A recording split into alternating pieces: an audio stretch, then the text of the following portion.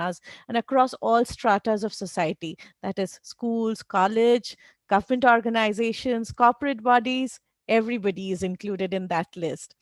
So she uses the training techniques and the neuro linguistic programming to unlock the ideas and invoking participants' own ability to solve their problems and relate to the real life scenarios, which is, I think, quite relevant for today's topic, which is experiential learning and competency based education.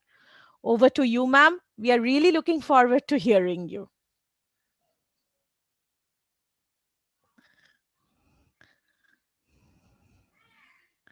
Okay. Yeah, thank you so much. It's such a pleasure to be once again be with Madhuban and be able to conduct a session. Thank you so much for such a beautiful introduction of mine. And yes, I'm looking forward for a session. And as you were introducing me, I was like also wondering that 2020 gave me a lot of new horizons, new vision along with all these things. So apart from being an educator and apart from a school principal, apart from being empaneled with CBSE, something which I had for years been telling children that, YouTube is something which people, those who do not have time, I mean, those who have a whole lot of time, they do it. So now I can easily say that I'm also a YouTuber. So I'm sure a couple of us would be, yeah. So that was something new for me. But then, yes, it has happened. And I'm really glad. So today's session, I'm really looking forward because with Madhuban, it's such a pleasure. It's such a wonderful thing. And when it is Siliguri, Siliguri is so close because to my heart, because I've been so many times to Guwahati, Tinsukia, Siliguri, Kurseong, all these places. And I've spent so much time over there conducting sessions at various schools and connecting with the teachers, educators, parents, and children also. So, what do you say, Priyadarshini? Shall we start the Yes, session? ma'am. Sure. What do you say? Yes, Okay, ma'am, we can right. start the So session. yeah, I can see Sanchita and I can see Pradarshini now, both of you. Yes, that's right. Yeah. Right. So, today's session, thank you once again. Have a great day, teachers. It's never tiring for teachers. And that is what all the teachers have shown in 2020. That people get tired, but teachers don't. Right. And when people were busy struggling how to manage the household work with children at home, I think teachers were managing everything. So the work times had extended right from morning till evening. And beautifully, the teachers have done it. I think without my saying, when I say this, each one of you is just reflecting back a few months which was happening. And I'm sure reopening of school must be a welcoming change. And you must still be feeling that, in some ways, teaching online was better than offline. This is happening. A couple of workshops which I even conducted yesterday, people have already started comparing the teachers, but nothing like meeting children, because teaching is not only about transferring the knowledge or transferring the ideas. Teaching is also about hugging them, seeing them crying, seeing them smiling, being part of their problem solution, solving, understanding what conflicts are going on. It's beautiful. So I would be sharing a PowerPoint presentation, though I always believe that it's never limited to a PowerPoint presentation. And I've always believed that, okay, yeah. Is everybody able to hear me? If I can get a thumbs up, or maybe, yeah, thank you, thank you, thank you. Right, right. So this is it. And we're going to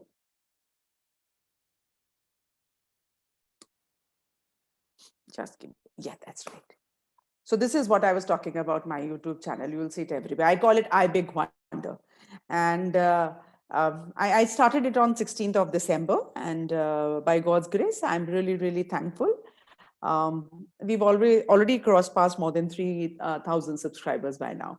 So in fact, just an hour before, on a lot of hard pressed demand, I just put a video about NEP in the most simplest way what I could put. And I'll be putting a lot of videos in this week, for related to NAP and the various aspects of NAP. So some of you would definitely like to subscribe it. Right. Okay. So today at the topic, which we have already decided, is about competency-based learning and experiential learning. Sanchita, do I need to be bilingual or being in English is okay with everybody? No, ma'am, this is perfect, actually. This is perfect. Oh, right. This is perfect. Right. Thank you. Thank you. Right. So, okay, these two words, I'm sure these two competency based learning has been so heavily put across that, sometimes it creates a lot of ambiguity in mind that what is competency based learning. So, today's whole idea, experiential learning, yes, of course, we've heard there could be a little bit of doubt when we think about hands on learning or we think about what is experiential learning. A little bit of confusion could be there. But then, whatever papers we read, whatever things we come across, competency based learning comes like, oh my God. Okay. So, today let's simplify it and let's try understand what is this competency based learning and how will it be implemented, because it is the place remains same and the children remain same. You're right. So how will competency based learning be effective and how we will be implementing? But before that, let's understand what is it all about. So competency based learning is, it's like beyond issues of time and space, right? It's just a learning movement, which I call it my own words. So it is CBE or CBL, whatever you say, it is a learning movement. It is to benefit that learner who has a lot of variety in the ways of learning and absorbs and learns things in variety of ways. And CBE is not only for children for primary age groups or middle age groups. In fact, teachers, the PGT teachers specifically, and the TGT teachers, they would be largely impacted with this, because it gives a lot of scope for children of secondary and senior secondary to understand and allow them to learn. So let's make it a little more interesting. I think this picture says it all. It'll be able. I mean, you'll be able to picture in your mind that it is a flexible path and pace, but the place remains same. The people remain same. The people are always same. So if it is your school, it is your school. If it is your children, it is your children. But then the path will be flexible and even the pace. So, gone are the days when we used to say in the class that, come on, everybody has done. Why are you still writing? Why are you not understanding? In case you do not understand, ask a question. Now, here, probing begins from our end. We have to identify what are the problem areas and help that individual learner. Yes, of course, there are challenges. Yes, of course, there'll be delayed milestones as far as our learning objectives to be achieved. Maybe there could be delayed and there could be even fast. Right. So let's understand what is competence and competency-based learning. I would like to give you a very simple example to begin with. I think because, in Siliguri, there are a lot of mountains and there could be everywhere in India, across the world. We have a lot of stones, we have a lot of soil, we have a lot of people. So in case I just take example from geography, I'm a master's in chemistry, I'm a science person, but then geography touches each one of us. So I'm just picking up a subject at random. So now if you just pick up some stones from one of the lessons of geography and you say, okay, children, there are three kinds of stones: igneous, metamorphic, and sedimentary stones. And then, you just lay out a whole lot of stones in front of them. It could be any, it could be marble, it could be sandstone, it could be granite, it could be clay stone, it could be a whole lot of gemstones. And you ask them, okay, just pinpoint and tell me which is an igneous stone, or which is a metamorphic stone, or which is a sedimentary stone. In case some of you would like to give me an answer, most of the gemstones belong to which category? You kindly do it in the chat box. You can do it privately, or you can do it to see it for everyone. I'll wait for the answers for a couple of seconds. So in case the kind of whatever gemstone you're wearing, it falls under which category? Igneous category, metamorphic category, or sedimentary category? Okay, let's wait for a couple of answers in the chat box. And meanwhile, you're thinking and writing the answers. Do not refer to Google, please. Right? All of you know it's really simple. And that is where the competence or competency-based learning begins. While being in the playground, you can just pick up that soil and tell the children, okay, just tell me it is soil. I mean, it is sand, or it is clay, or it is humus. What kind of soil it is? Because the same soil, when put in water, changes its texture, and there could be confusion. we live in various places. Children also travel with their parents to various places. Ask them to identify the various hill ranges. Now, I'm just talking about a subject, geography. And uh, relating it to real life is creating experiences, which we would be talking in the latter part of the workshop, right? But now here I talk about competence and competency based learning, and I relate it right now, right here. So that is the whole idea. So what is a competence? If you see over here, I'm sure some of you must have already read it. So it is something like a person's ability. I'm not going to read the whole thing, so it's for everybody to read it. I'm just going to read a couple of important points over here. So there is a whole lot of literature for everybody to read and grasp. Those who are people, those who like to read. Then there'll be people who like to listen. So I'm speaking, and then there'll be people like those who like to do the activity. I've already given an activity, and I want some answers in the chat box, which they haven't come yet. I'm still waiting for them. So, Okay. ma'am, we So have, but competence we is have Some person. answers. answers.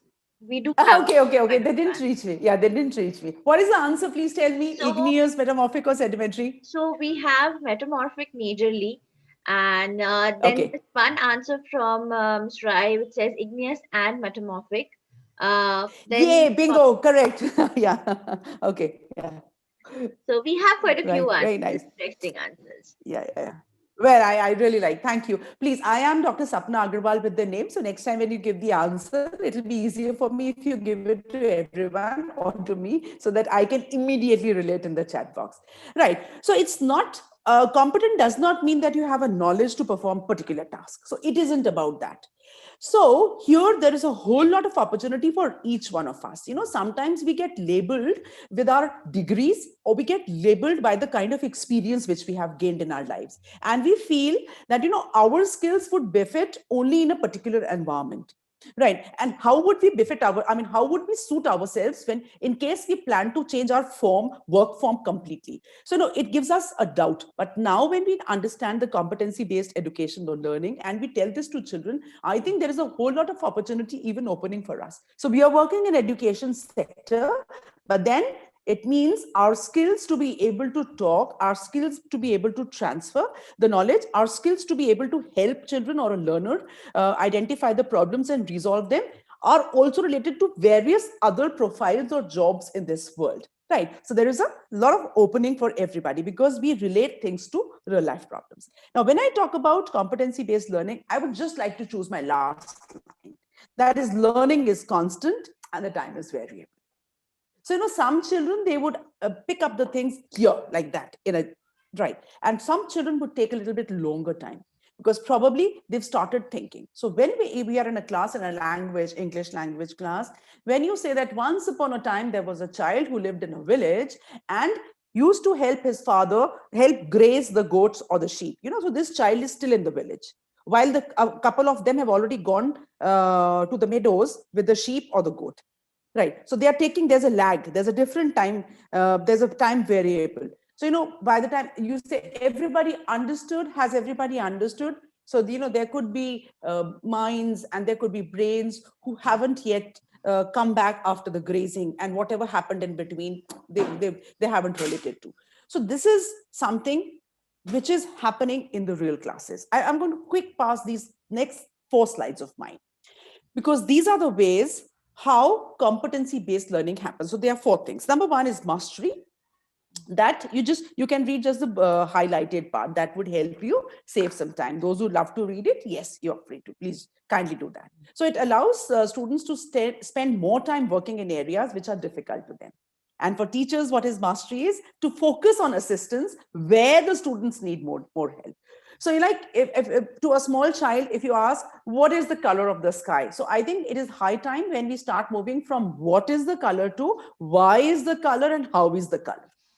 Right. So the color could be any. The color could be any, because people from the science background or the teachers from the sciences, they understand that the color is just because of the spectrum and the scattering of light. It is not because of anything. Yeah, it's for various reasons. So the color could vary. Early in the morning, the color of the sky is different. In case it is cloudy, the color of the sky is different. And it is night when the earth is rotated, then the color of the sky is different. So here we understand as a teacher that where do we need to help the student the most, and that is what is mastery. Once a child has completed a level, that we have to help the child to move to the next level of that problem. So it's something like a video game. Right. It's something like, and these children, the learners of 21st century, would understand it in a perfect way. Probably some of us who've studied from a different time zone would relate it to a little, would take a little longer to relate it to, but the children, they relate it very, very fast because they keep completing level 1, level 2, level 3. And in case some of you have been very fond of playing games on it, here it is. Right. Then we talk about students' ownership. So I mean, there is something in bold, but I would like to take the other line. It allows transparency in learning objectives.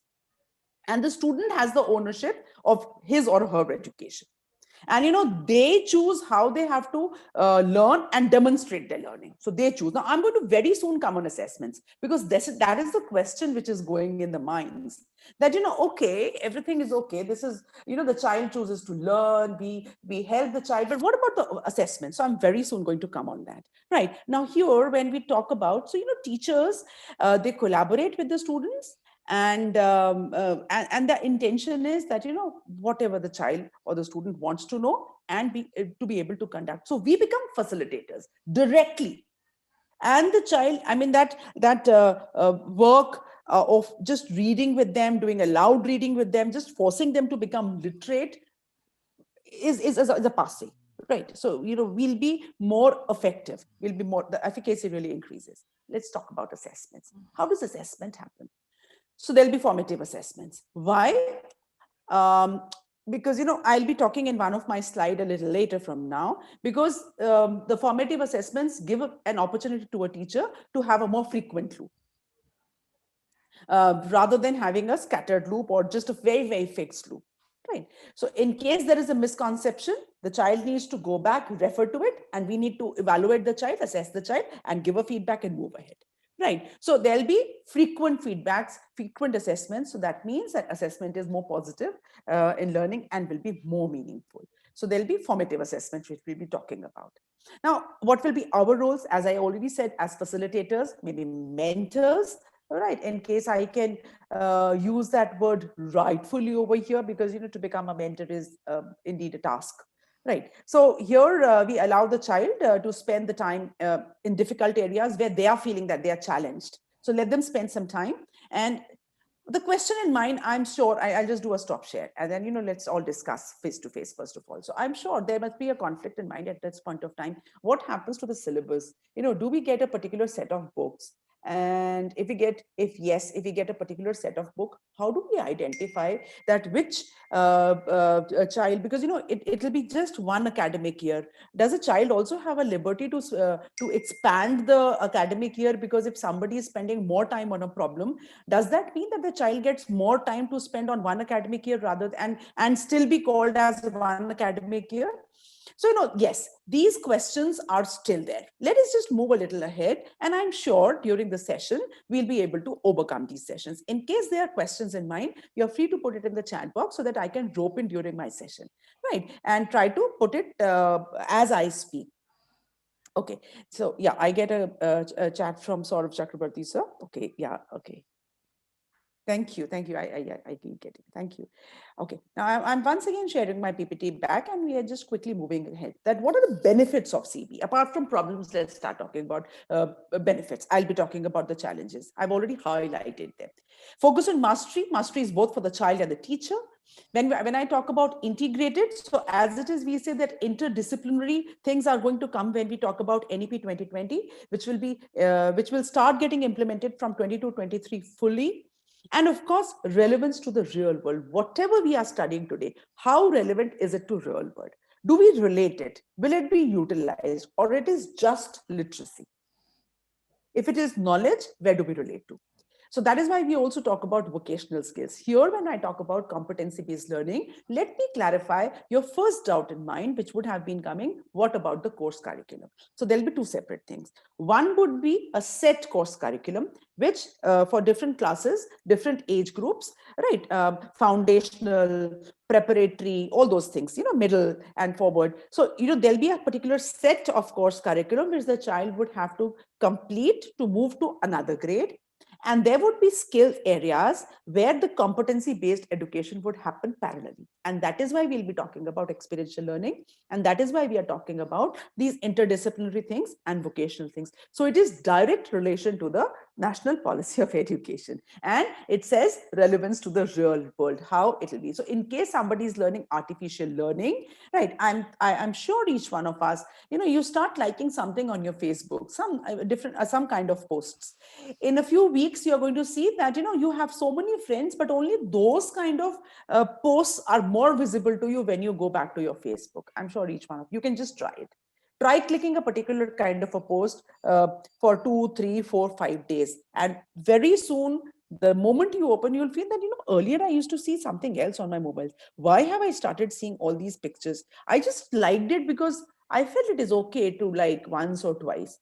So that is what is artificial intelligence. The machine understands, the system understands that you are liking it. So it means more for you to see, more for you. So they'll make it available for you. Similarly, when a child likes something, right? So there'll be, the child sees opportunities in those areas. It happens with each one of us.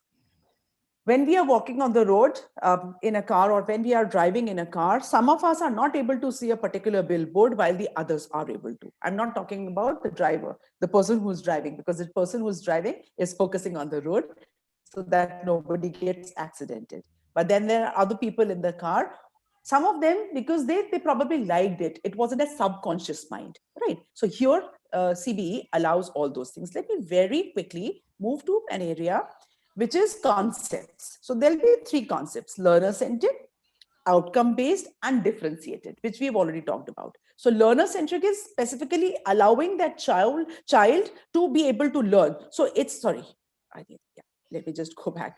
Yeah, I just happened to move my I just scrolled it, so that is why it happened. Right. So when I say learner centric is pay for the child. It is for the child, right? So we have to design it in such a way. So if a child is choosing a particular skill, if you go back to National Policy of Education, it says 10 bagless days, and artisans and people in their area, and they go back to understand it and refer to it. So it is something like, yes, whatever they like, it is going to happen. Now here, once again, let's understand how competency based education is different from traditional learning. Now, I think this particular slide is really going to help us understand and clear a couple of questions in mind. So, there was a traditional time-based model. When I say time-based model, we are going to have an annual exam. We are going to have half yearly. We're going to have quarterly. Then we change that, we are going to have a paper test in between, and then we are going to have a midterm, then again a pen paper test, and then we are going to have a final term. So here the instruction design is driven by textbooks and the standards. When I talk about the standards are okay. If somebody gets this much marks, they fall into this category, right? While in competency-based education, the instructional design is driven by the learners. How much they learn, what is the competence they show in that particular skill, that is what is the outcome. Now, let us refer to the second point over here. So, in traditional model, instructional planning is based on an infrequent feedback loop. That is the summative assessments. So, that is infrequent. The pattern is not similar throughout. While in competency-based education, it is a continuous feedback loop. Time and again, we go back and refer. Okay, so there was a problem. Once again, let's go back, refer to it, let's learn. So in case somebody is learning how to a carpentry work, till the time the child does not know how to make the legs of a chair, the chair wouldn't be complete. So it is faster. It is faster. It is effective. It is practical. It gives results.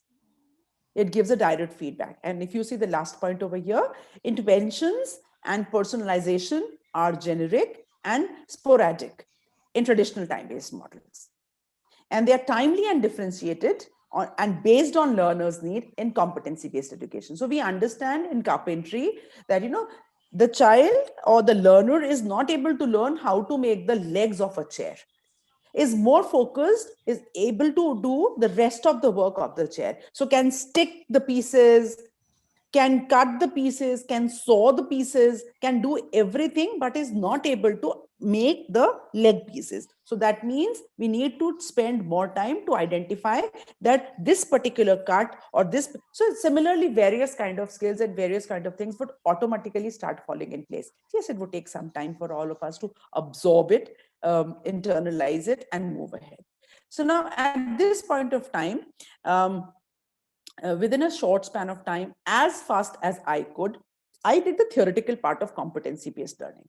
Before I move to experiential learning, I'm opening myself in case there are questions in mind, which come to you can put it in the chat box. In case the host has already allowed you to be able to speak, you can do that also, right? So it's very important. Before we move to next level, we are talking about CBE. So the similar format I must also follow, that before we move to the next level, I must ask questions over here. So, there could be certain questions which would help uh, the rest of us also to understand. Okay, yeah. So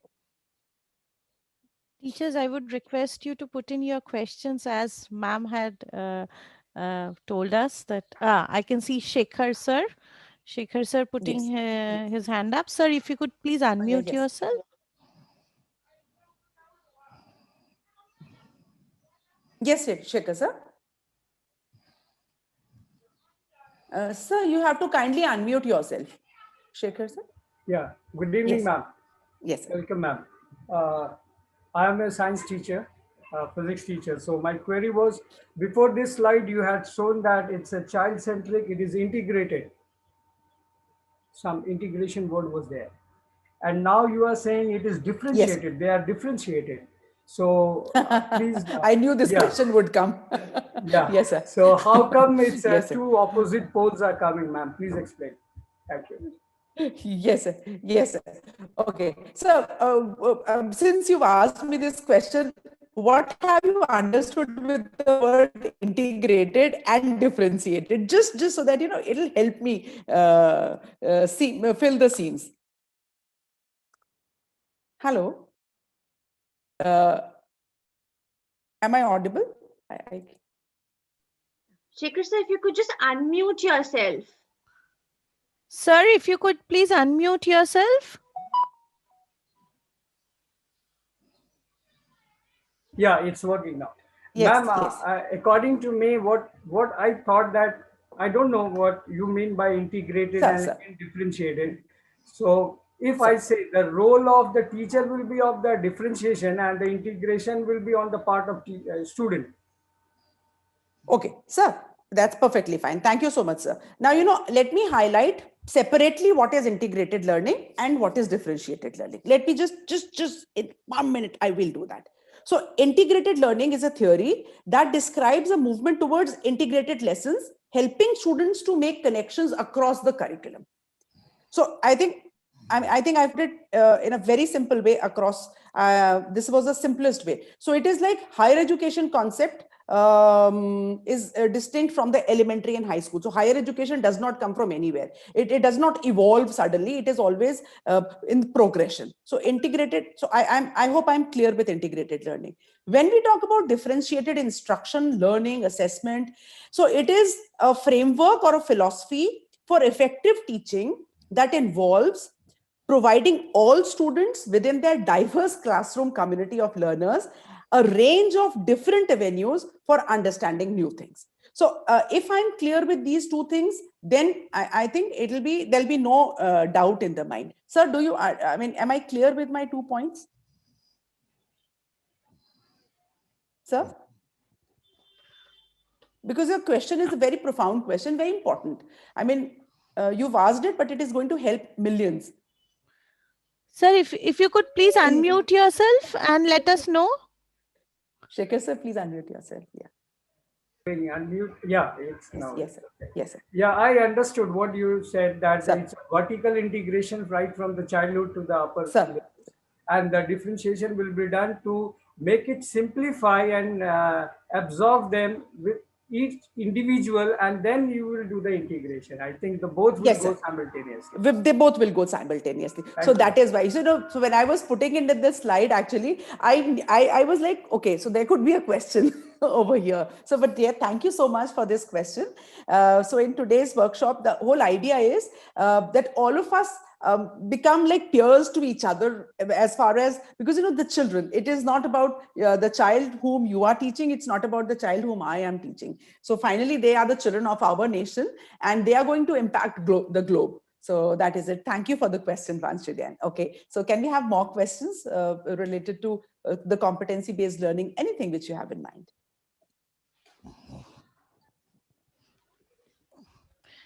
If Okay. if there are any other questions in anybody's mind, I think this is perhaps the perfect time to speak Yeah. aloud. Isn't that, ma'am?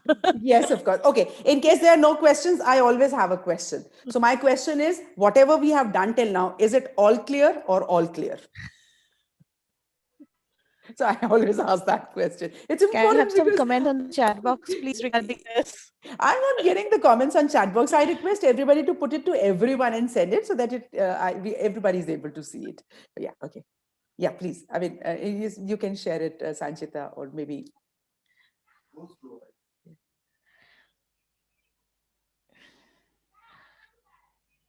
Was I very fast where I was teaching?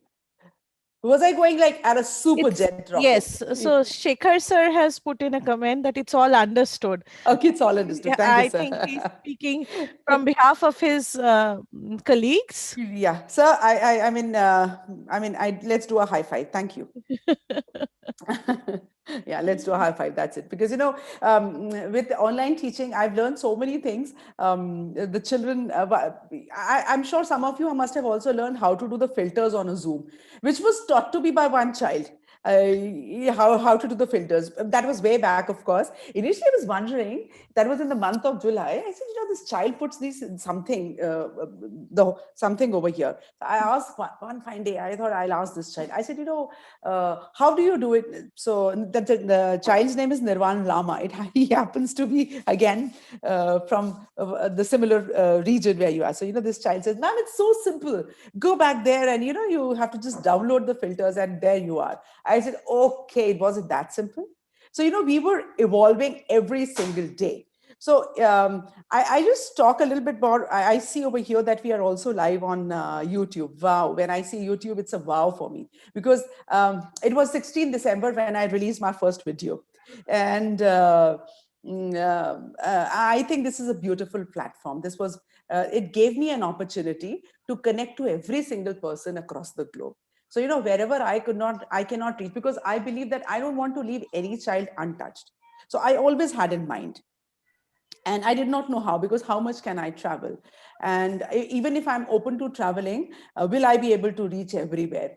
So this is a beautiful platform, and each one of us must make use of it to the most. So I'm sure some of the teachers sitting over here today in the session have also put their things on YouTube. Please feel free to share with everybody. Let us know each other on that platform also. It's so much important. Right. Okay. So what I'm doing is I am putting a Google form in between. As Priyadarshini had also remembered, before we move to experiential learning, you can take your time. It's not now to be filled. As we move ahead in the session, or I'll put it a little later, and you have to just give us the feedback on what areas would you like us to help you more from Madhuban, and any other related topics in your mind. So let's start talking about experiential learning now. Right.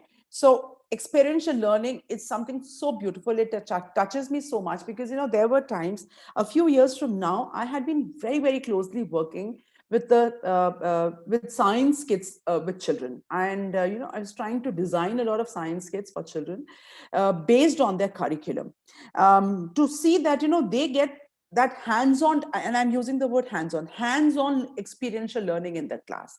But it is not what experiential learning is. It was just one way of creating an experience. So there are teachers amongst us. When we talk, we are able to narrate it in such a way that the child imagines it completely. So there is a picture which is getting formed over here, right? There's a kind of a 3D picture, 3D imagination which is going over here. That's again an experience, right? So but the theoretical or the theory, it says that, it is learning by doing and by reflecting on the experience. So we learn to do something, And then we reflect how it is. So suppose, I'm sure during pandemic, so many of us, in fact, all of us must have tried so many food, uh, uh, uh, uh, uh, what do I say? So many food products, right? Okay, right. Recipes. You must have tried so many recipes. I tried a little lesser. So maybe I was short of words. So I tried a little lesser. So I was like more of an eat person. Somebody makes fun of it and I'm going to eat it and I'm going to enjoy it. I was more of an eat person. So I was not like into the ingredients and mixing and making it. But yes, so many of us tried and we were learning by doing. We said, okay, this time it didn't come up well. So next time I try to do it again. I'm sure, can I say it, can I generalize it? 100% household, or maybe let me just put it like 98%. You do not know about 2%. Tried Golgappas making at home. Because Golgappas were were so much missed. Right. So because when we were eating Golgappas, there is an experience which is created. So you feel that even if you are eating food outside, you're still eating, having a lot of liquid inside. And, Golgappa takes you to a different world altogether. So that's an experience. Now, let me talk about, since we are all back together, I'll go a little slow pace this time. Probably I was more of rocket pace last time. So here, experiential learning, it contains all these following elements. Right. So number one, it is reflection, critical analysis, and synthesis.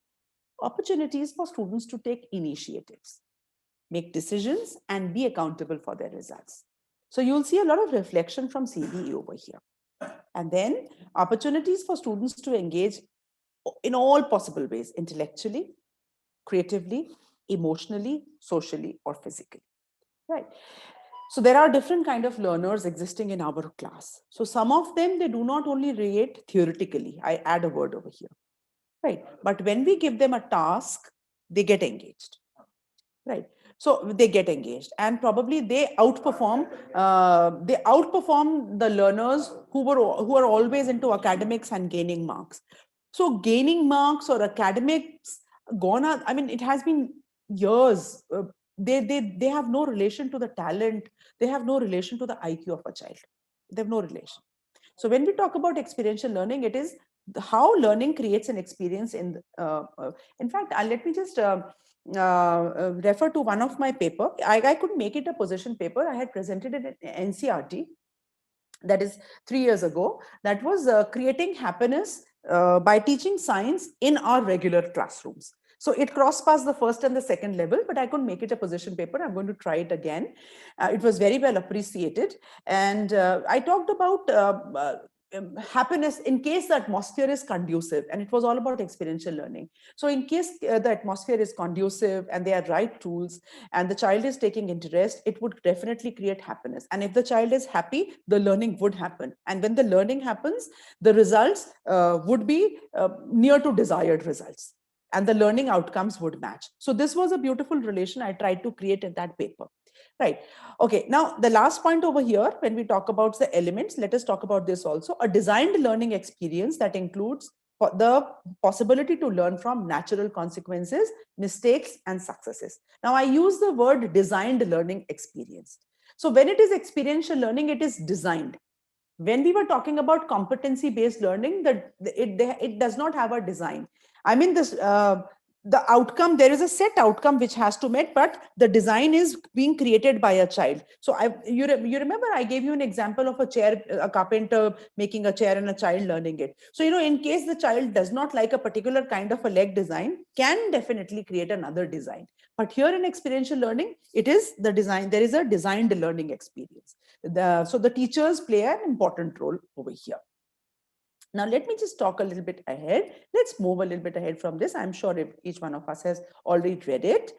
So here, I'm talking about the theoretical part first, and then we are going to talk about the experiential learning part. Now, experiential learning activities can include, but are not limited to, hands-on laboratory experiments. So there should be no confusion in mind that when we take them for a demonstration to a lab, that is an experiential learning. No, it's just an experiment.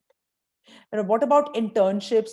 Now, internships are, that is what will be talking about. Class 6 onwards, vocational training would be introduced, and the child will be given an opportunity to experience the learning, 10 bagless days, and the child. So that is sort of an internship only.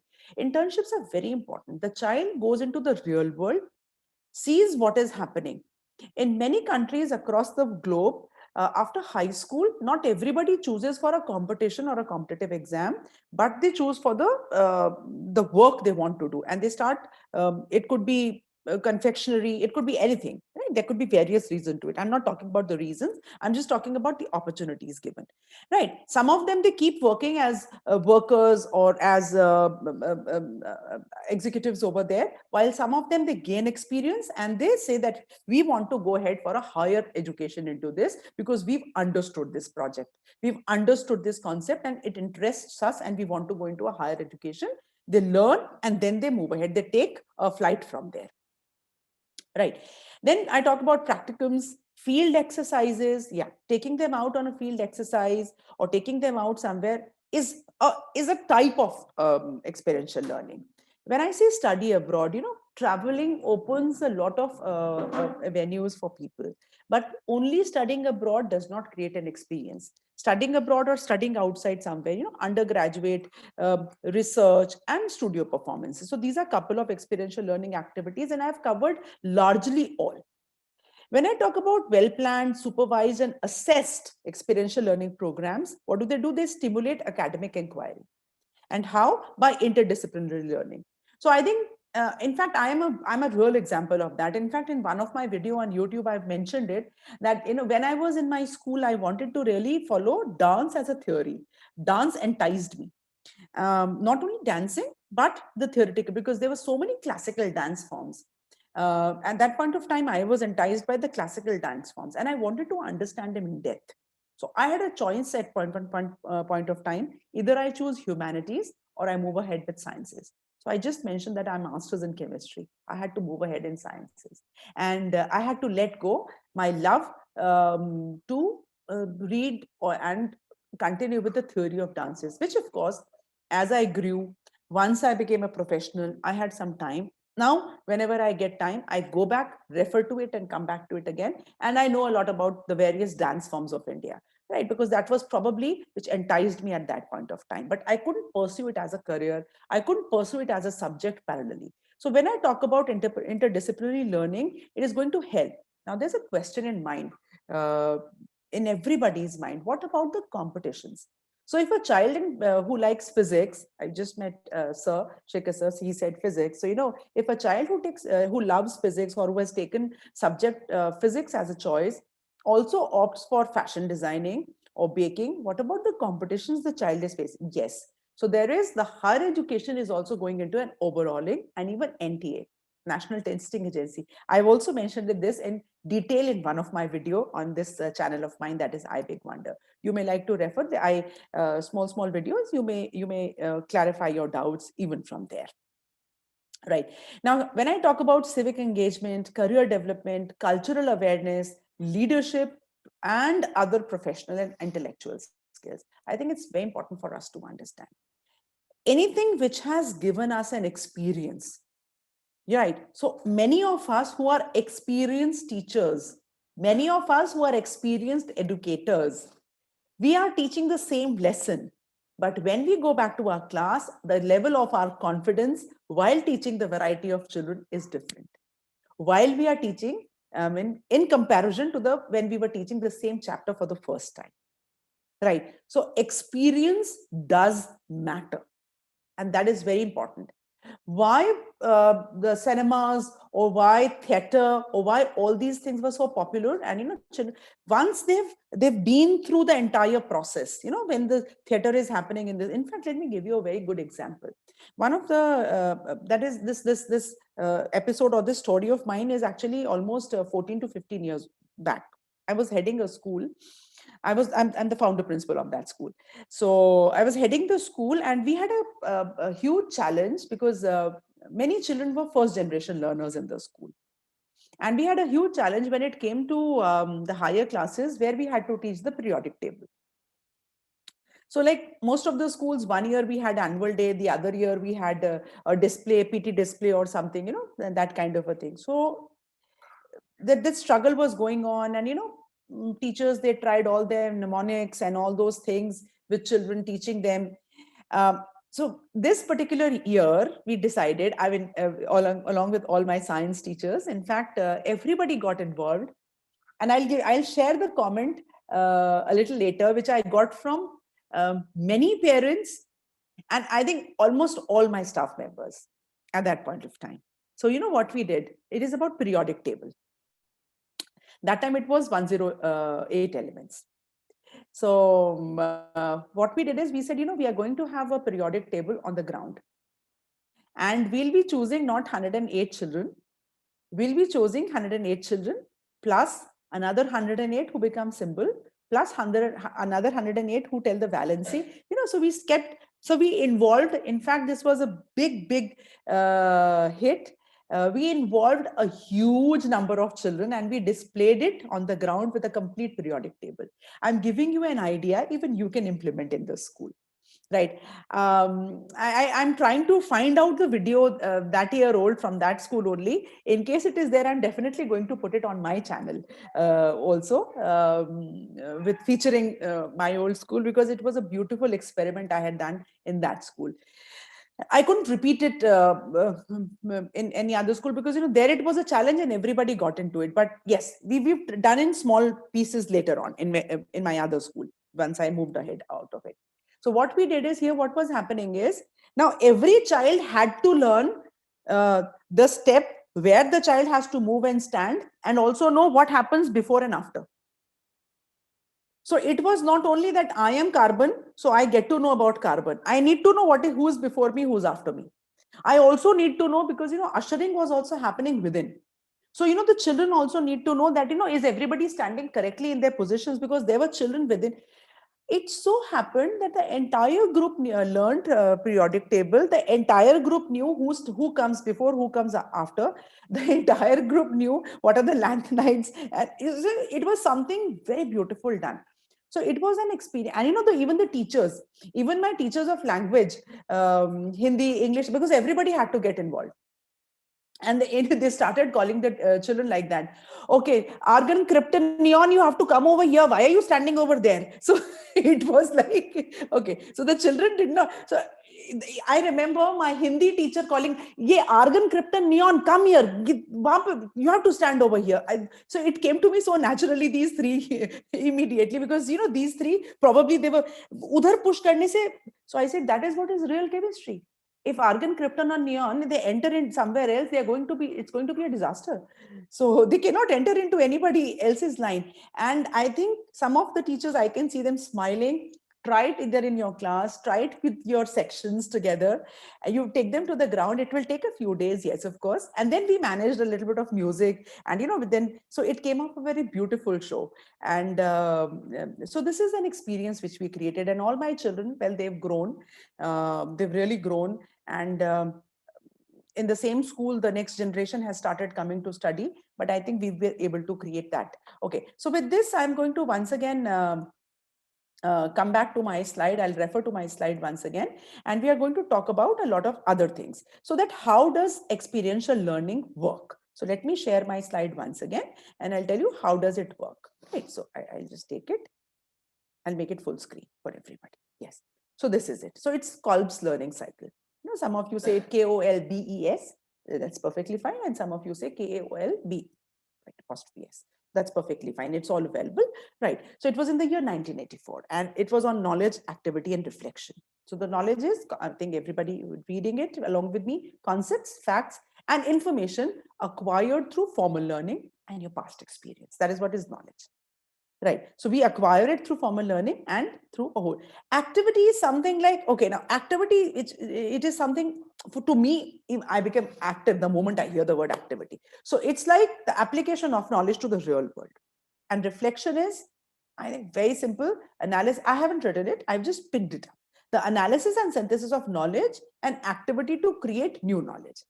Right. So when we learn something, it's not just to learn. We learn something to create more. That's very important. So this is what we have to teach the children, and that is what where we are creating an experience. In case all of us want to come on the same page, because I've been told that there are teachers right from the smaller classes to higher classes, and that's a very beautiful thing, because the education is also in progression. And I'll be talking a little bit about my younger little lot, my early learners and all, also in some time from now, and how do we relate them to the higher classes, their secondary and senior secondary classes. If you see this picture, it's a beautiful one. Do remember, I'll be referring a few minutes from now, concrete experience to CE, reflective observation to RO. You can even make a note if you want, right? And then I'll be using abstract conceptualization to AC and active experimentation to AE. Right? We'll be talking in another slide. So in case you just want to make a small note, and just these 4 alphabets, 8 alphabets, in fact, somewhere just note it. So it's CE is this. Now, what is it? It's a cycle. That's a Kolbe cycle. Let's see how it works. So what is concrete experience? It is engaging directly into an authentic situation. It's a vicious cycle. It starts from anywhere. So there's nothing which starts like first this, second this, third this, fourth this. It isn't like that, right? So directly into an authentic situation. Now, reflective observation is noticing what happened and relating to past experience and conceptual understanding. Okay, so when I was doing photosynthesis, okay, so you can relate it to any cycle of yours. Take it to any example in your mind and just try to make a relation out of it. I'll also try to help you.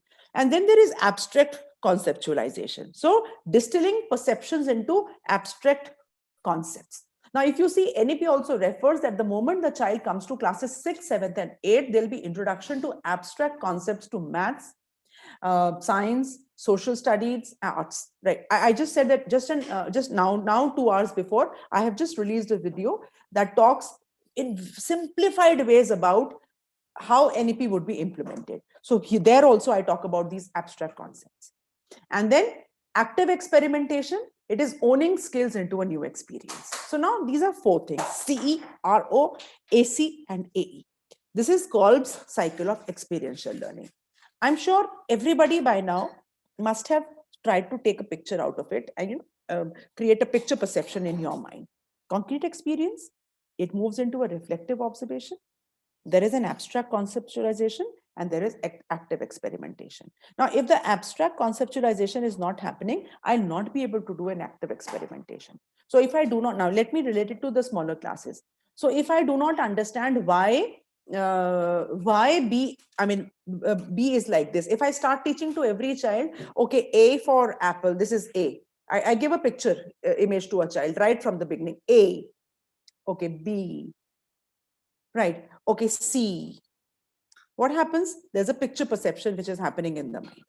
So there is a picture which is created. That is how the language is created in various languages. So in our country, we speak a particular language, our mother tongue and regional languages, right? English is presented. So that is a presentation. So there is a concept which is set in over there. Based on that concept, so once the child knows this is A, B, C, the child would experiment to write apple later on, or maybe at later on. But in case the concept is missing, the Kolbe cycle would miss. So I have related this Kolbe cycle not only to my higher classes, I am even able to relate it to my youngest early learner. That's the beauty of this cycle. Well, let's understand. That is what I was referring to. I'm sure everybody has written this CE, RO, AO, and AE. In case not, I would still request you, please do. You'll be able to understand my next 2 slides better. Right, CE is concrete. Yeah, okay, so let me move ahead. Okay. Yeah, sometimes we do take a screenshot, but then screenshot you'll have to go back and refer to it again. Okay. Now, Kolbe's the learning cycle. Let me show you this next slide also. It has accommodating, converging, assimilating, and diverging learning styles. Now, to understand experiential learning, I think I must talk about it. It'll be really helpful if you understand these 4 styles. So what is diverging style? You're reading along with me, but then I'm not reading the whole thing, right? So this learning style has a better ability to generate ideas and engage in brainstorming. Now here it is. Okay, so in the beginning I said, what is the color of the sky? Blue. But why is the color of the sky blue? So here, you could brainstorm, enjoy gathering information. That is what is diverging. Feeling and watching. Now, what is CE? C is concrete experience, and RO is reflective observation. So at this point of time in Kolbe's learning cycle, all these things are happening. When this kind of learning style is happening, you are interested in people, imaginative and emotional, arts oriented, have excellent group work skills. You can even identify and help children knowing what they are, what is their style of learning. And even if you do not let the children know, sometimes it happens, we would still be, it will be so helpful for us to understand, okay, so this particular topic, it worked very well in brainstorming style, so next time with another group you can try it, right?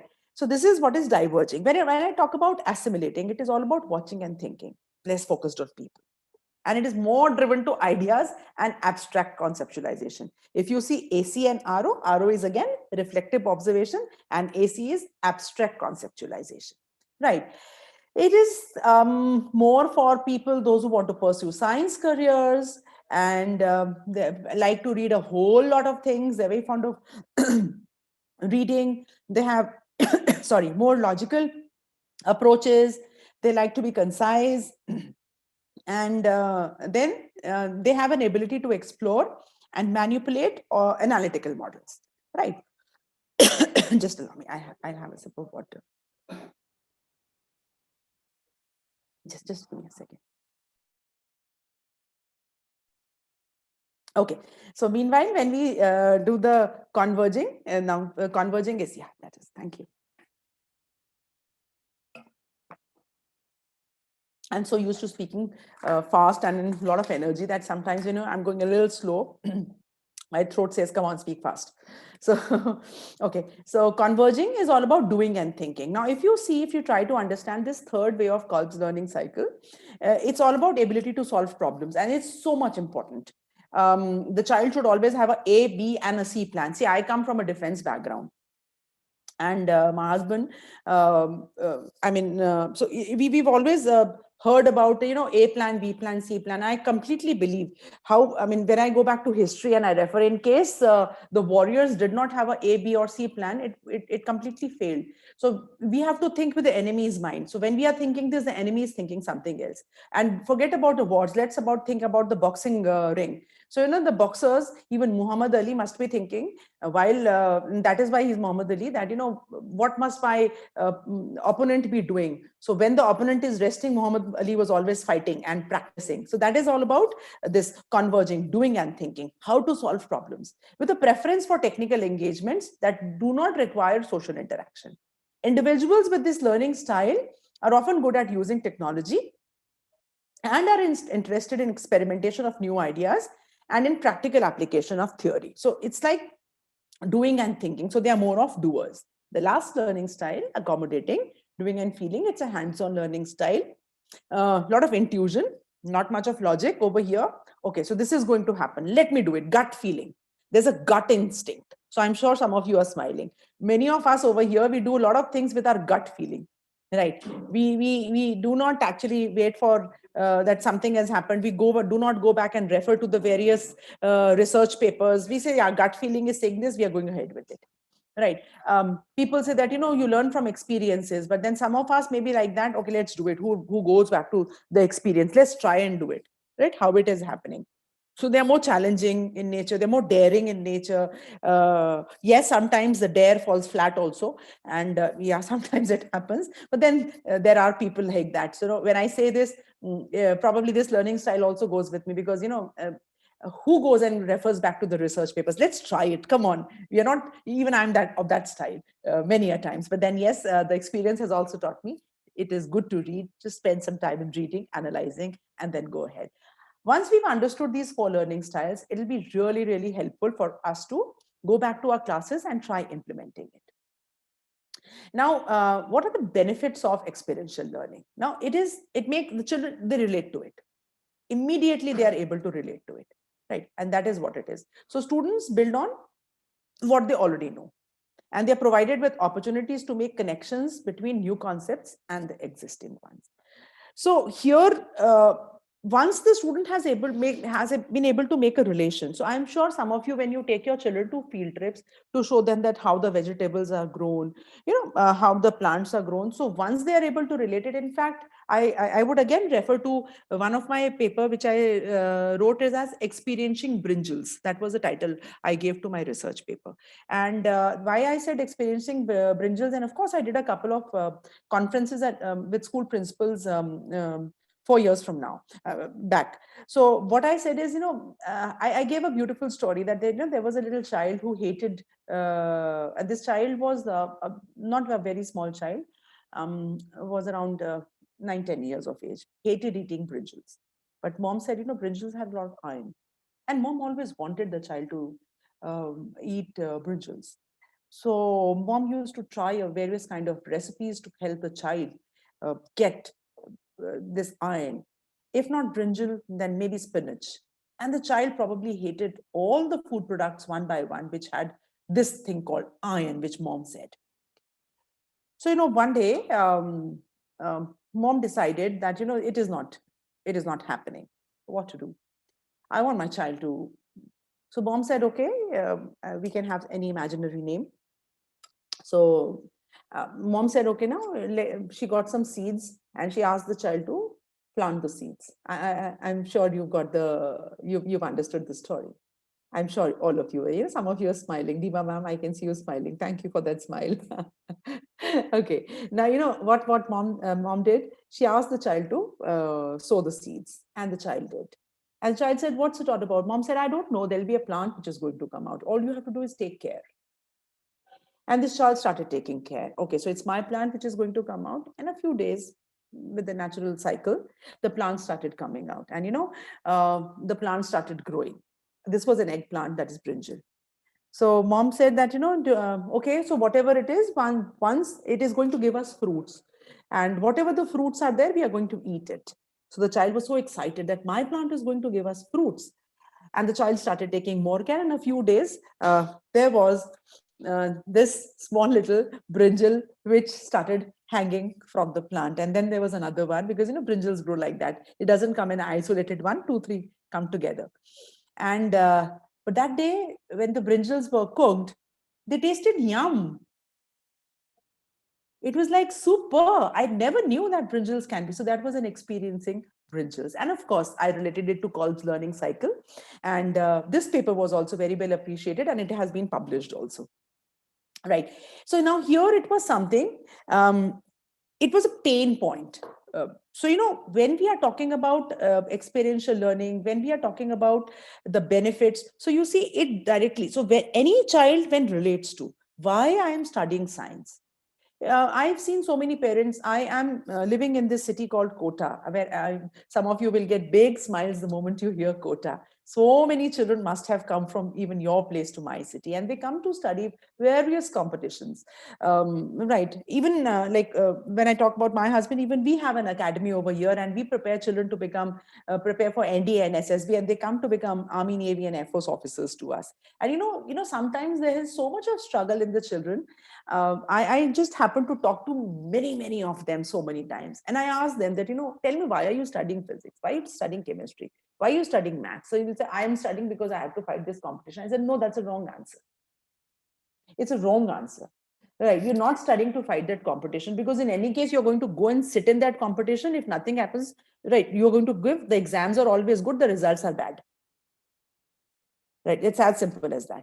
So everybody, any child entering into the examination room would be like, parents would be there, and they'll be pumping the child, do well, do well, do well. Come on, child, you can do it. Come on, child. All the motivators, they'll say, come on, you can do it. They'll be telling so many stories, and the child happily goes inside the exam. How was the exam? Well, it was nice till the time the result comes.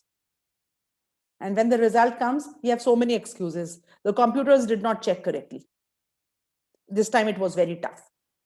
I had prepared well for chemistry, and this time the more questions were asked from physics. So there are so many excuses, which I can see so many smiling faces when I say all these things over here. Right.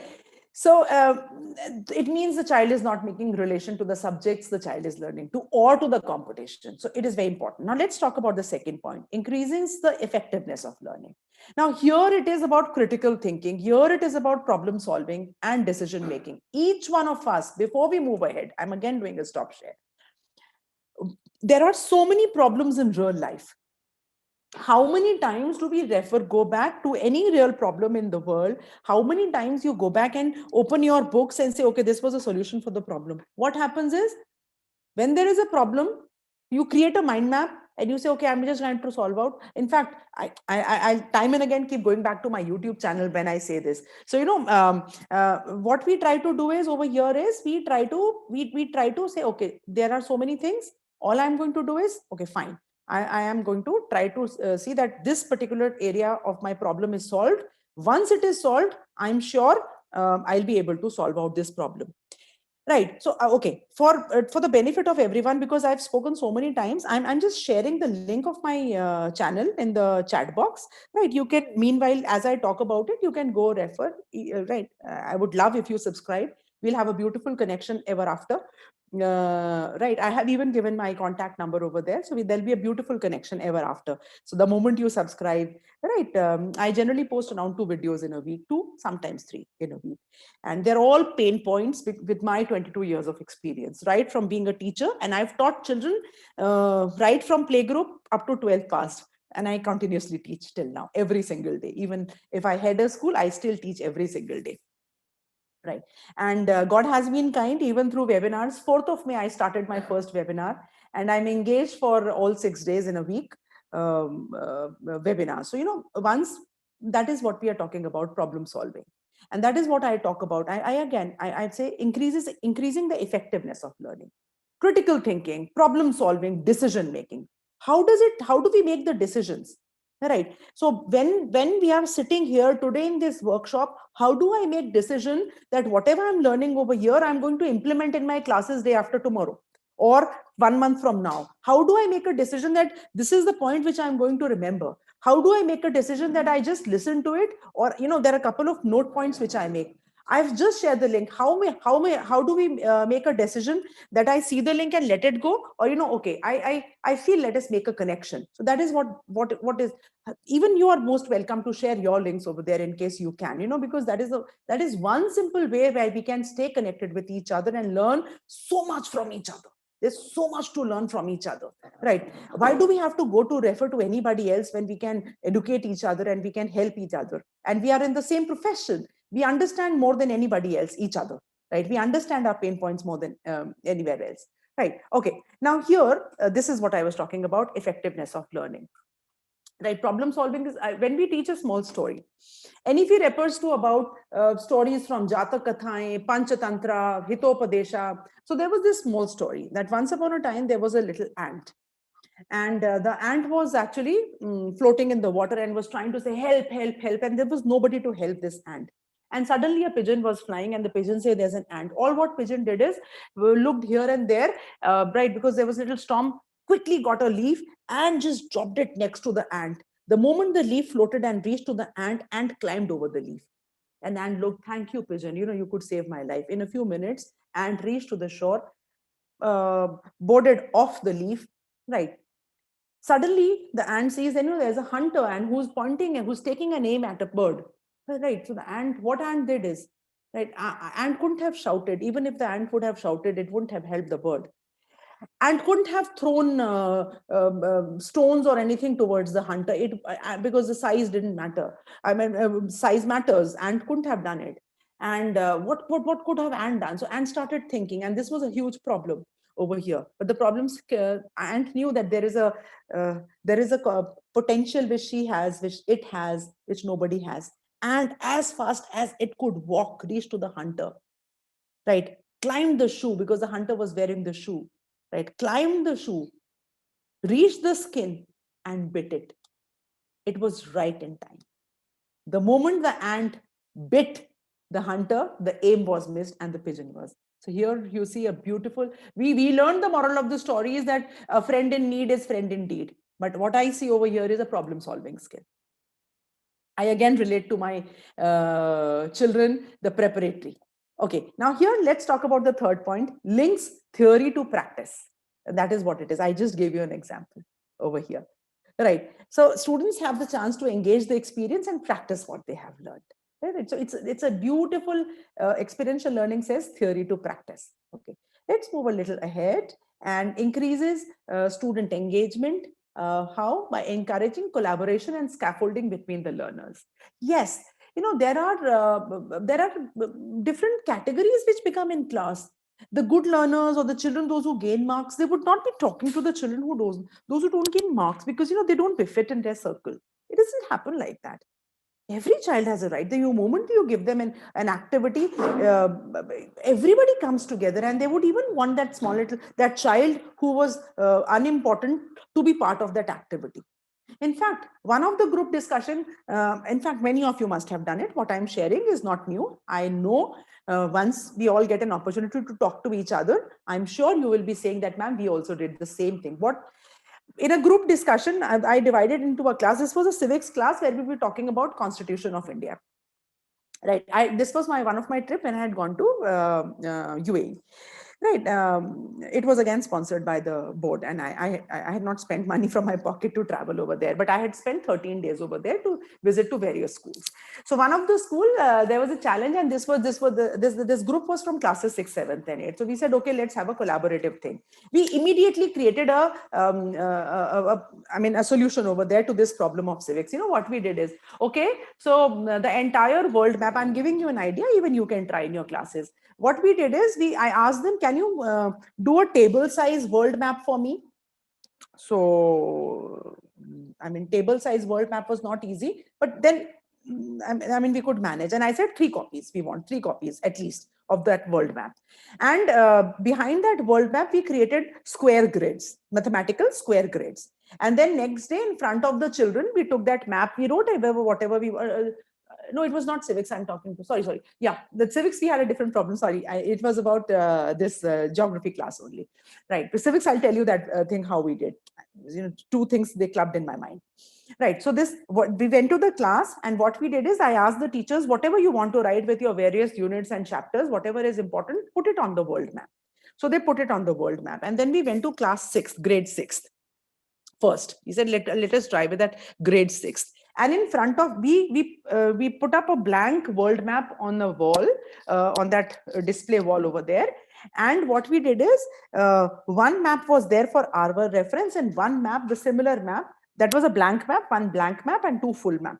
We cut this full map with that grids in front of the children into the grids. And then we mix the grids nicely. And then we call the children, we ask them, all what we distributed each child with 1 square grid. Right. All what we had to do is, all the children, what they had to do is, the moment, right, they were shown that map once, the completed map. And then this map was folded, wrapped, and kept till the activity would end. We said that we are giving, one class is for 40 minutes. So now the time begins. And what we have to do is, every child in the class, you're free to refer, go and refer and talk and see what other child in your class, which grid other child in your class has. All what you have to do is go and complete the map, right? And once it is completed, the activity gets completed, right? You can even refer to your books. We told them the lesson names. So they were, time and again, they were referring to the books. So the teachers had taken various lessons. So the teachers had taken the railway line, the rivers, and the mountain range. This is what they had taken in that world map, right? And of course, the different oceans and all, they fall in place over there.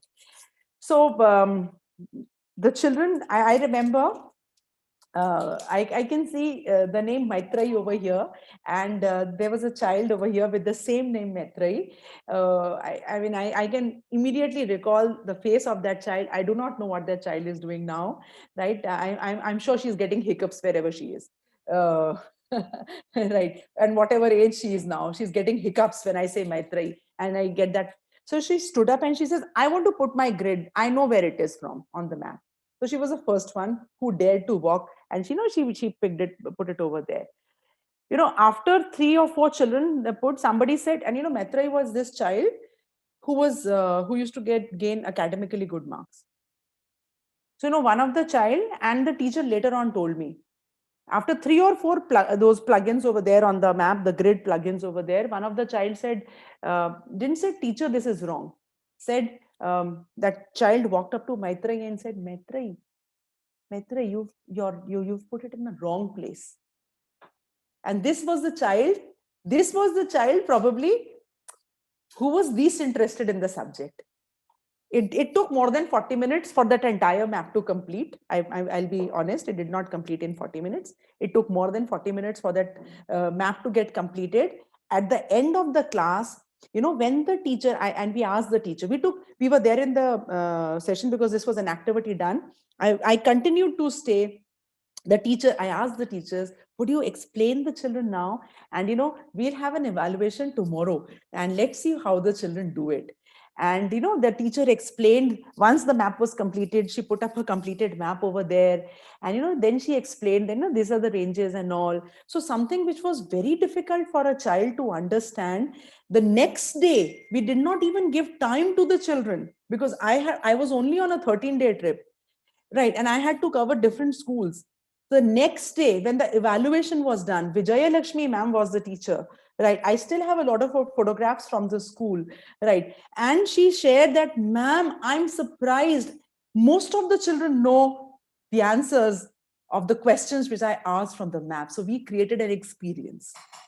So even in subjects which are so theoretical, right, I'm giving you activities which can create experiences. So that's the beauty of it, right? And I share a lot of ideas and I share a lot of things on my videos too, right? Sorry, am I cross passed it? No, that's right, right? So here the benefits of experiential learning are. Now, what is the role of facilitators as I'm moving towards the fag end of my presentation? Now, this is the role of facilitators when we talk about experiential learning.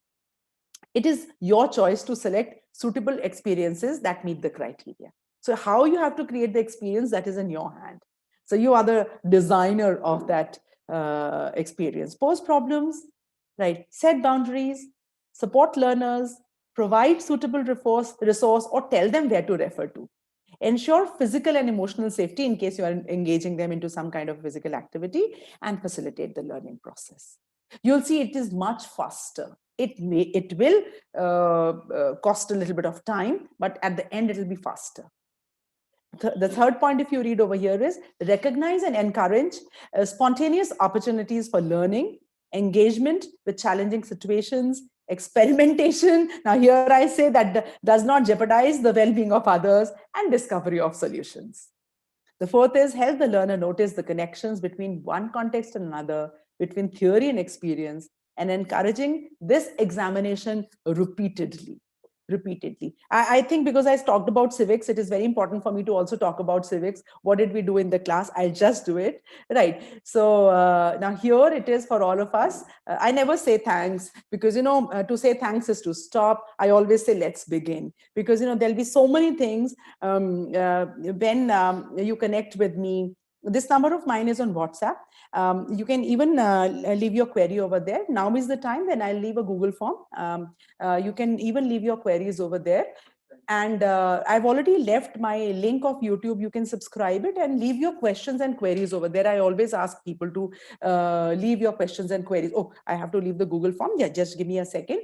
Now, meanwhile, as I'm leaving the queries for the Google form, now it is very important for us to also understand the civics file, because in civics what we did is just give me a second. I'm just picking up the link for the Google form. Okay, it's over here. Yeah, I was just trying to check it on my mobile, the Google form link, which will come. Yeah. So I have scanned it and on my mobile. Now I'll share it. I'll be able to share it. So, in civics, what we did is, it was again to the Constitution. So the same school over there, it was very interesting. I'm deliberately not taking the name of the school. Many of you may be knowing, because in Dubai there are limited Indian schools. So it's not that that school came up with an idea that we have a challenge. Could you help us since you are over here and you talk so much about experiential learning? And it was years back. I have always been a supporter for experiential learning and all those things. I've always been talking about that. So what we did in civics is we told the children, at that point of time there was no concept of MUNs and all those things. So I told the children and the teachers that we are going to divide them into various areas of constitution. And here what we are going to do is we are going to do the brainstorming, and they are going to tell that the others are right or not. And with each group, now this is what I'm trying to tell. Now with each group we divide. I asked the teacher to divide the groups into equitable groups. Now when I say equitable, is not equal, right? I said equitable, where everybody has an opportunity to speak, right? And the leader of the group was a person who was academically very, very sound, robust, used to come first, second, third in the class. And the leader would not be speaking in the class, the beginning. The leader would only conclude. And we gave them 3 days time. I said, because after 3 days, I said, no, I'll be able to come back to the school. We gave them 3 days time. The group had to decide what will the children of that group be speaking. So the leader who would have chosen to only speak, okay, yeah, thank you, Saurabh sir. And Saurabh sir writes that he has subscribed. Thank you, Saurabh sir. This is the Google form I share. This is for the feedback and any queries or questions. So I've also shared the form for the feedback, right? So and this child was helping the others. No, you have to speak this, you have to speak this. We asked them that they can make charts, small charts and all, right? There were no PowerPoint presentations allowed them, because we wanted to finish it off early, right? So we can do it that way also. So what was happening is I could see the child who would never allow that particular child to come in their own circle. When the group went for a presentation, we are right, a particular group, and we'll be talking about this topic. So the leader was sitting this side, and the 6 or 7 of them, they were standing this side. So the leader was sitting like a mom. I hope everybody speaks correctly. The leader became the mom of the group, sort of a thing.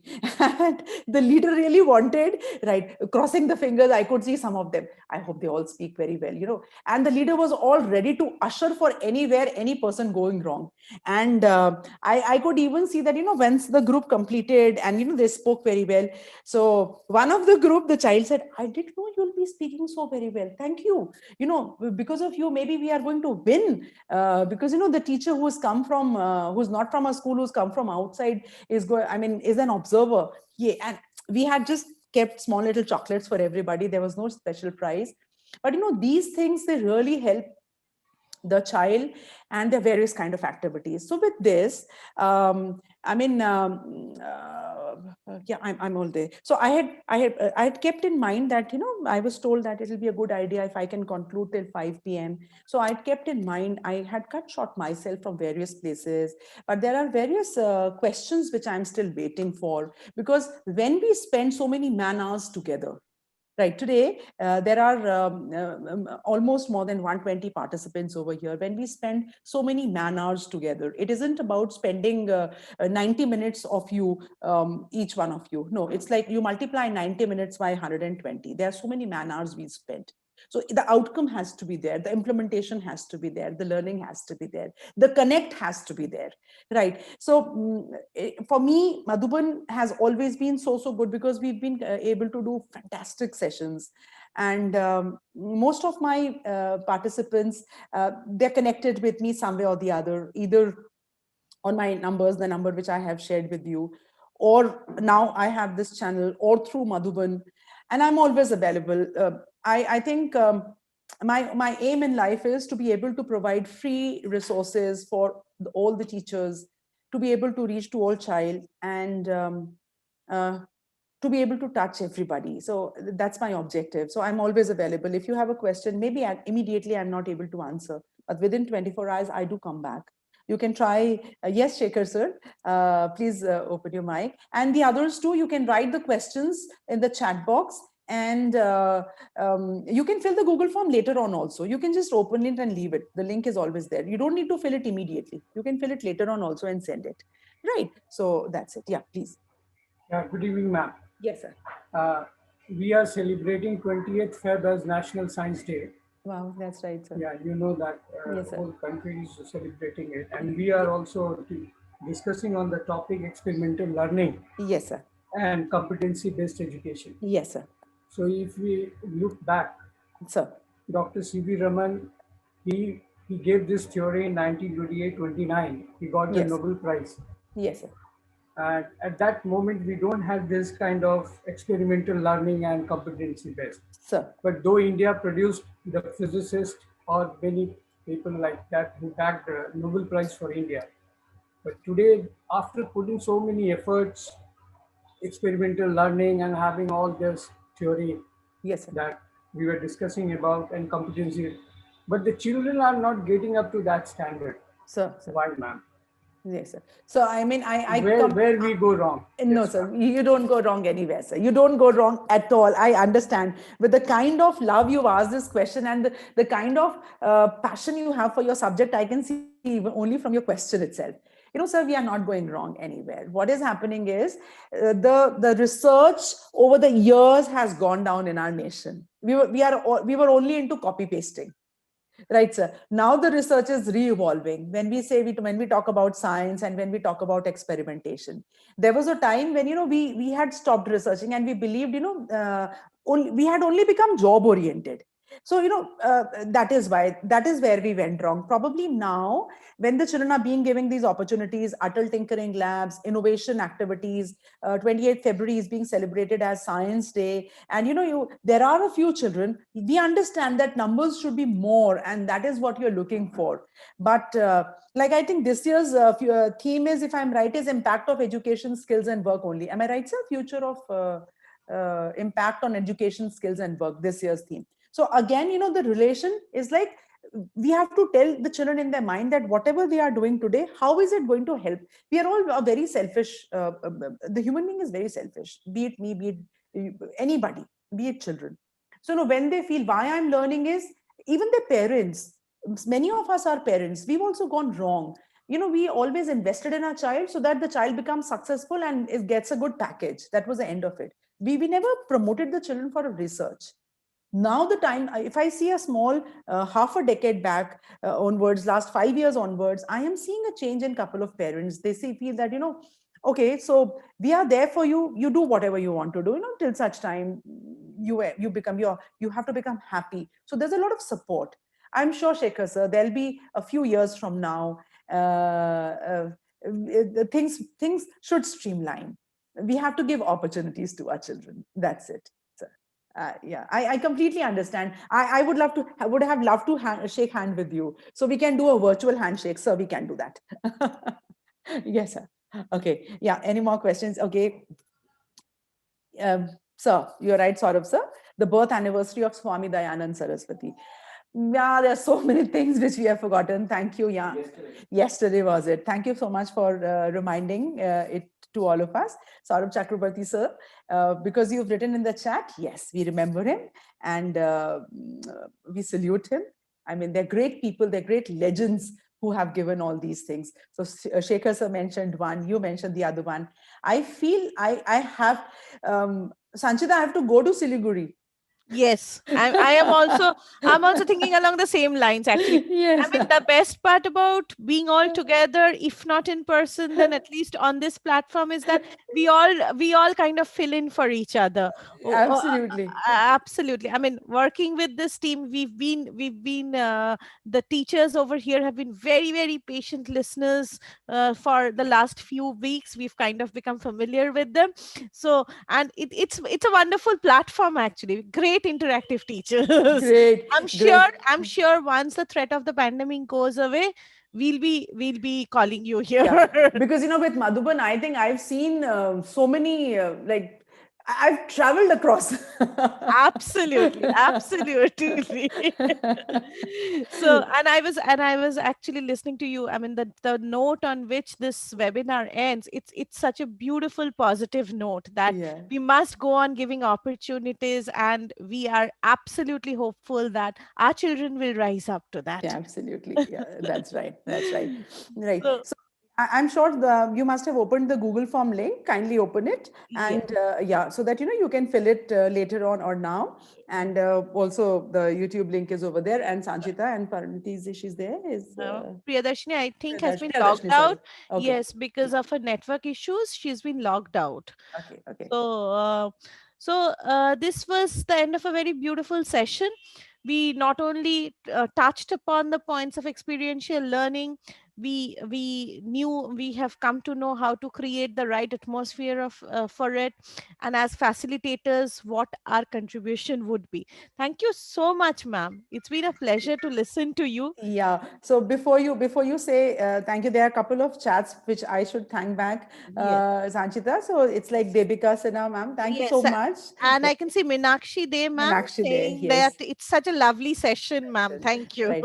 Saurabh sir, thank you so much. Right. I'm sure there's so many things coming. Yeah. So when you say thank you, actually it helps me go back and reflect on myself. And I said, okay, next time. So when I'm going to come to Siliguri, we are going to have a rocking session on the topics which you share with us.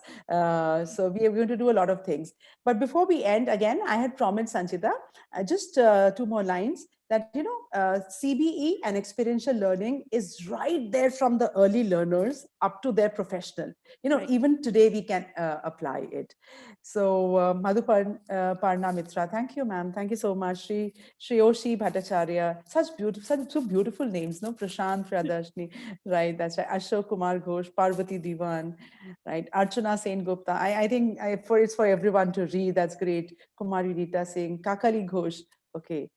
Chekhar Jha, thank you, sir. Okay. Debussy Sarkar. Okay. And Anamika Rawat. If I've missed on any name, don't beat me later on when I come to Siliguri, please. Okay, right. So with this, Sanchita, it's a pleasure once again. Momita Guha, ma'am, thank you. Rini Sarkar and Partha Pratim Paul, thank you. It's indeed a pleasure to be with all of you. And there were such lovely, beautiful, smiling faces all throughout. So my gratitude to all of you. Thank you so much. Thank you, ma'am. And we look forward to seeing you in person in Shiliguri. Definitely. Thank you. Thank you. Yeah.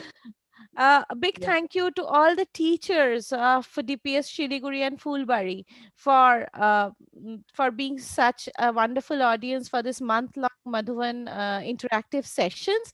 We really hope that this will come useful to you during the classes, and we hope to reconnect with you, as I said, once the pandemic ends, in person. We hope to be in your school, get to see all your happy faces. I'm sure by now Priyadarshini's face and my face has become kind of familiar to you.